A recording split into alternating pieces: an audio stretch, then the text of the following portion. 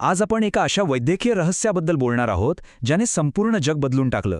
जगातील पहिल्या लसीचा जन्म नेमका कसा झाला, एका साध्याशा निरीक्षणाने मानवजातीचा इतिहास कसा बदलला आणि विज्ञानात एक नवीन क्रांती कशी घडवून आणली. चला तर मग या रंजक विश्लेषणाची सुरुवात करूया. सर्वात आधी या मोठ्या संख्येकडे लक्ष द्या. 30%. 18व्या शतकात ही फक्त एक आकडेवारी नव्हती. हे एक अत्यंत भयंकर आणि काळजाचा ठोका चुकवणारा वास्तव होता. हा आकडा स्मॉल पॉक्स म्हणजेच देवीच्या आजाराचा मृत्यूदर होता. विचार करा, लागण झालेल्यांपैकी जवळपास 1/3 लोकांचा यात बळी जायचा. परिस्थिती खरोखरच गंभीर होती. बरं, आता याच्या थोडं खोलात जाऊया. देवी हा त्या काळातील मानवाचा सर्वांत मोठा शत्रू होता, अत्यंत संसर्गजन्य. आणि समजा सुदैवाने जर कोणी यातून वाचलं तरी हा आजार त्यांना कायमची क्रूर आठवण देऊन जायचा. चेहऱ्यावर आणि शरीरावर कधीही न जाणारी भयानक व्रण आणि अनेकदा तर कायमचं अंधत्व. यावरून त्या काळातील दहशतीची आपण सहज कल्पना करू शकतो. या सगळ्या दहशतीमुळे समाज अक्षरशः हताश झाला होता आणि त्यातूनच स्वतःला वाचवण्यासाठी व्हेरिओलेशन नावाचा एक अत्यंत धोकादायक जुगार सुरू झाला. यामध्ये काय करायचे माहितीये? चक्क देवीच्या रुग्णाच्या फोडातील पू काढून तो निरोगी व्यक्तीच्या त्वचेवर घासायचे. आजाराच्या भीतीने लोक इतके ग्रासले होते की नाईलाजाने स्वतःचा जीव धोक्यात घालून ते हा भयानक जुगार खेळायलाही तयार होते. आता ह्या व्हेरिओलेशनचे धोके बघा.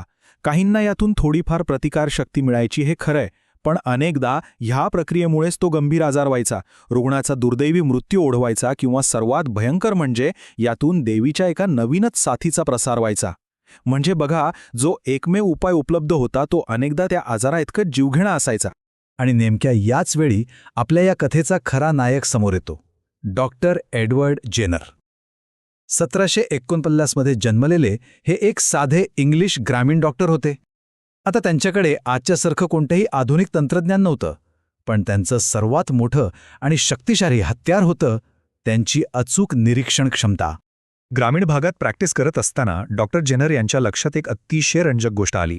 गायींचा दूध काढणाऱ्या ज्या गवळणी होत्या ना, त्यांना गायींकडून काऊपॉक्स नावाचा एक आजार व्हायचा. हा आजार खूप सौम्य होता, फक्त हातावर थोडे फोड यायचे. पण सर्वात मोठा सुगावा हा होता की ज्या गवळणींना एकदा काऊपॉक्स झालाय त्यांना तो जीव घेणा देवीचा आजार कधीच होत नसे. जणू काही काऊपॉक्सच त्यांना त्या भयंकर आजारापासून वाचवत होता. आणि इथेच मानवी इतिहास बदलणारा तो क्षण आला. या निरीक्षणातून डॉक्टर जेनर यांच्या मनात एक अत्यंत क्रांतिकारक विचार आला. जर काऊपॉक्सचा सौम्य संसर्ग देवीसारख्या भयंकर आजारापासून संरक्षण देऊ शकतो, तर आपण काऊपॉक्सचा वापर देवीला रोखण्यासाठी मुद्दाम करू शकतो का? आता हा फक्त एक विचार कागदावर ठेवून चालणार नव्हतं. तो सिद्ध करण्यासाठी एका अतिशय धाडसी आणि तितक्याच धोकादायक प्रयोगाची गरज होती. येथूनच 1796च्या त्या ऐतिहासिक प्रयोगाची सुरुवात झाली. आता या तक्त्यामध्ये एक अतिशय रंजक गोष्ट पाहायला मिळते. डॉक्टर जेनर यांचा अचूकपणा बघा. त्यांनी सारा नेल्म्स नावाच्या एका गवळणीच्या हातावरील काऊपॉक्सच्या फोडातून थोडा पू घेतला आणि तो जेम्स फिप्स नावाच्या एका 8 वर्षांच्या निरोगी मुलाच्या हातावर टोचला. वैद्यकीय इतिहासातलं हे खूप मोठं आणि धाडसी पाऊल होतं. या प्रयोगाचा पहिला टप्पा अगदी अपेक्षेप्रमाणे पार पडला. जेम्सला काऊपॉक्सचा तो सौम्य संसर्ग झाला. त्याला थोडासा ताप आला, हातावर फोड आले, पण अगदी काही दिवसांतच तो मुलगा पूर्णपणे बरा झाला. पण खऱ्या कसोटीची वेळ अजून बाकी होती. काही आठवड्यांनंतर डॉक्टर जेनर यांनी असा एक निर्णय घेतला जो ऐकून आजही अंगावर काटा येतो. त्यांनी जेम्सला चक्क देवीच्या त्या जीवघेण्या विषाणूचा जाणीवपूर्वक संसर्ग दिला. विचार करा, जर डॉक्टर जेनर यांचा अंदाज जरा जरी चुकला असता तर त्या लहान मुलाचा मृत्यू निश्चित होता. हा केवढा मोठा धोका होता. आणि आता संपूर्ण जगाचा श्वास रोखून धरायला लावणारा तो क्षण आला. तो लहान मुलगा त्या भयंकर देवीच्या आजारापासून खरोखरच सुरक्षित होता का? आणि या थरारक प्रश्नाचं उत्तर होतं शून्य. त्याच्यामध्ये देवीची कोणतीही लक्षणे दिसली नाहीत. 0 लक्षणं, 0 आजार. हा खरोखरच एक अतुलनीय विजय होता. प्रयोग पूर्णपणे यशस्वी झाला होता. काऊपॉक्सच्या त्या सौम्य संसर्गानं जेम्सला देवीच्या आजाराविरुद्ध 100% आणि कायमची प्रतिकारशक्ती दिली होती. डॉक्टर जेनर यांचा तो महान विचार आता पुराव्यानिशी सिद्ध झाला होता. चला तर मग आता पुढे जाऊया आणि पाहूया हे कसं विकसित होतंय ते.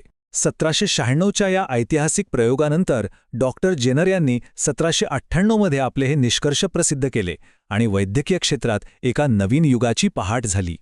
इथे एक खूप रंजक आणि गमतीशीर ऐतिहासिक संदर्भ जोडलेला आहे. या संपूर्ण प्रक्रियेला व्हॅक्सिनेशन असं नाव दिलं गेलं. आता हा शब्द कुठून आला तर हा लॅटिन भाषेतील वॅका म्हणजे व्हॅका या शब्दावरून आला आहे, ज्याचा अर्थ होतो गाय. म्हणजे बघा, आपल्या आधुनिक वैद्यकीय विज्ञानाचा हा एवढा मोठा पाया खऱ्या अर्थाने त्या ग्रामीण गायींशी जोडलेला आहे की नाही रंजक? या एका शोधाचा प्रभाव इतका प्रचंड होता की त्याने आधुनिक इम्युनॉलॉजी म्हणजेच रोगप्रतिकारशास्त्राचा भक्कम पाया रचला.